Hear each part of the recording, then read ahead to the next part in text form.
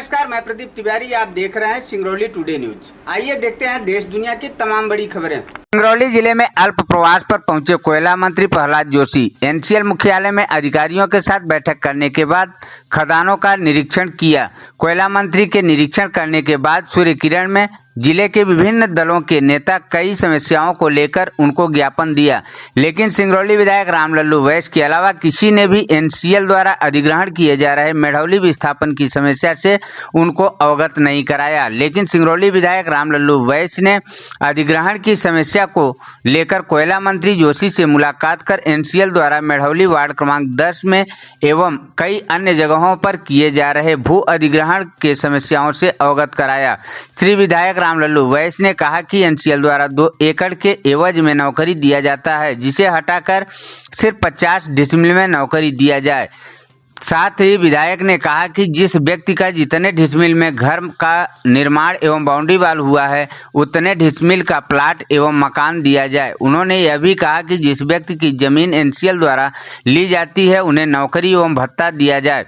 श्री विधायक ने कोल ट्रांसपोर्टिंग एवं पब्लिक रोड को अलग अलग करने का भी बात कही है।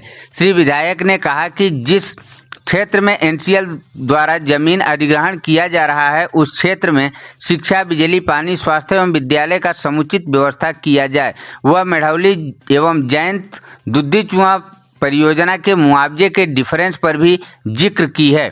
इस बात को गंभीरता से लेते हुए कोयला मंत्री प्रहलाद जोशी ने तत्काल उस पत्र को सीएमडी को सौंपते हुए हर बिंदुओं का निराकरण करने के लिए जानकारी मांगी है। हमारे चैनल को लाइक करें, सब्सक्राइब करें एवं बेल आइकन का बटन दबाना न भूलें, ताकि नई अपडेट आपको समय समय पर मिलती रहे।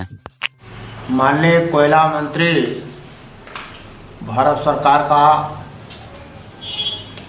नार्दन कोलफील्ड क्षेत्र के कोयला परियोजनाओं का भ्रमण के दौरान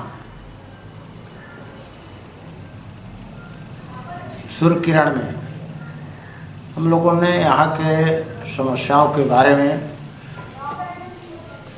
अवगत कराया। मांग पत्र में मैंने सीबी एक्ट 1957 के धाराओं में संशोधन करने के लिए भी प्रस्ताव दिए गए, जिसमें मुख्य तरह से यह है कि भूमि का खदान का दोहन करने के बाद, कोयला निकालने के बाद उस गांव के उस भूमियों को समतल करके पुनः किसानों को या राज्य सरकार को जमीन सौंपी जाए। साथ ही इस एक्ट में यह प्रावधान नहीं है, सीबी एक्ट में, कि जमीन का अधिग्रहण बाई चांस अधिक हो गया और उसकी अब आवश्यकता नहीं है, तो उसको वापस करने के लिए डी नोटिफिकेशन का प्रावधान नहीं था। उस बंदू को भी मैंने रखा है कि डी नोटिफिकेशन का प्रावधान एक्ट में संशोधन किया जाए। ये बड़े मूल मुद्दे हैं, एनसीएल के बड़ी समस्या है। ये नहीं बल्कि कोल इंडिया की कई जगहों में इस तरह की बातें आती है कि जमीन का आधारण है। हमने उदाहरण दिया कि सरसवा लाल, जैतपुर, पिपरा लाल से लेके कचनी, नवगढ़, अमलोरी तक, मुहेर तक भूमियों का अधिग्रहण 1982 में हुआ था और आज तक मुआवजा नहीं दिया गया और न जमीन को अधिग्रहण से मुक्त किया गया। एनसीएल से बार बार बात करने के बाद ये बात आई कि डी नोटिफिकेशन का प्रावधान होने के बाद ये ज़मीन वापस होगी। किसान परेशान हैं सब कि ज़मीन का नोटिफिकेशन कर लिए, खसरे में एनसीएल का नाम दर्ज हो गया, मुआवजा मिला नहीं, ये स्थिति है।